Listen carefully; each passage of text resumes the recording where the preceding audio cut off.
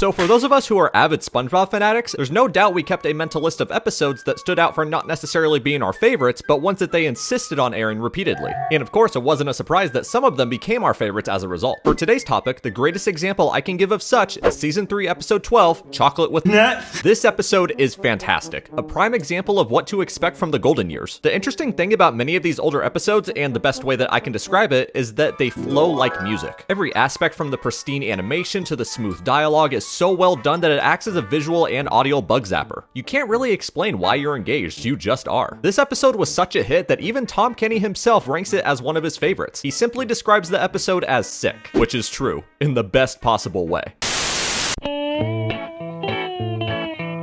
Okay, I know having to explain why a joke is funny ruins the point of a joke, but I have to explain how this episode opens up with pure comedic genius. We see SpongeBob in an unfamiliar location. We're thinking to ourselves, wait, what's happening here? It's so perfect. We're so quick to forget about it, and it hits us again every time we watch it. It's a beautiful cycle. Ignoring the fact that Gary is apparently a very busy snail, Dish Sponge and Patrick accidentally get a glimpse of Squidward's magazine on living large and wealthy. Squidward explains that the secret to this way of life is giving the consumers what they need and having a business of your own. He has a swimming pool in his swimming pool. This guy's got shoes. It's funny that Patrick would say that because he's one of the few main characters from the ocean that actually walks around barefoot. Real quick, I want to ask you guys, what do you think was the best looking season of SpongeBob? Season 1 was definitely the most old school, and while Season 3 looks completely fine and appealing, I think the second season was the perfect blend of the two. Not too advanced and not too underdeveloped. Quick, Patrick, without thinking. If you could have anything in the world right now, what would it be? My boy. Friend. Ah, man, those were good times. So the two decide to take the simple approach of chocolate bars. Honestly, not a bad start. I'd probably just slap a price tag on my old retro games before I realized their value. Raymond, if you still have that copy of Ocarina I gave you, I'll buy it back. Excited to sweep in all that sweet green paper, they head to their first lucky customer. Could we interest you in some cock? With nuts.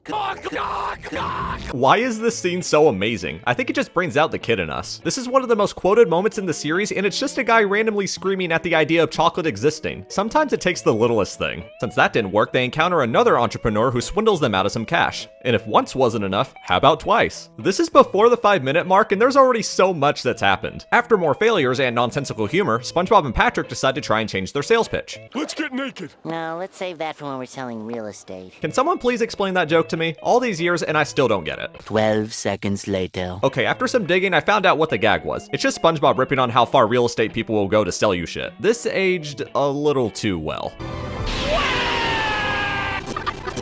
After that, they decide to take a more friendly approach. Hello? I love you. This is one of the funniest moments in the show that has lived with me for over 20 years. How you doing? How do you think he's doing? Your chubby friend just tried to fuck him. They continue their endeavors with even less success. Mom! What's all that yelling? As a kid, I just tuned this out, but as an adult, that's fucking terrifying. So SpongeBob and Patrick decide to spend the next chunk of the episode ripping people off, from incestuous southerners to helpless old ladies. It'll keep your face from getting any uglier. Just in time. Funny how the two of them encouraged this dishonest behavior, while post-film SpongeBob made it clear as day that he is against lying on many occasions. It goes so far that they decide to take advantage of fake disabilities to try and sell the rest of their stash. God, I love ableism. Only for their last customer to be the most depressingly handicapped guy any writer can conjure. Nah, it turns out he's just the same swindler who's been fucking him over the whole time. With more stock than they can handle, the two of them lose hope and accept defeat, only for this guy to appear and buy everything they have. Wow, that's a perfect joke. They've been struggling this whole time, and the answer behind everything was the very first person they tried to serve. So they rake in the dough and take two old gilfs out to dinner. You'd think an episode like this would flop due to overstimulation, but surprisingly, that's not the case. This episode is what I refer to as genius nonsense. You see, it's not like the later episodes where there's no real merit or purpose. In this episode, the purpose and goal is made loud and clear. They want to sell shit, and it's met with ironic and clever humor that's not mean-spirited enough to turn us away. It's clever because it plays on the goals of the main characters and doesn't immediately resolve to people getting crushed or beaten up, something that's way overdone in the later seasons. The idea of profit is the big focus of the episode's humor. These two try their hardest to make money only to be sold things throughout the episode. It's beautiful irony. Aside from the jokes, this episode wasn't afraid to experiment with different approaches to art style and how they handle background characters for a simple purpose. Of course, many of the best episodes are centered around SpongeBob and Squidward, but I'd have to say this is the most successful episode to focus on SpongeBob and Patrick. With its amazing nonsense and quotable moments, this is definitely one of the best episodes of the series. And that'll be it for today. Thank you all for watching, and I'll catch you guys next time. Peace out. It'll make your hair grow. Great. My wife's trying to grow a beard.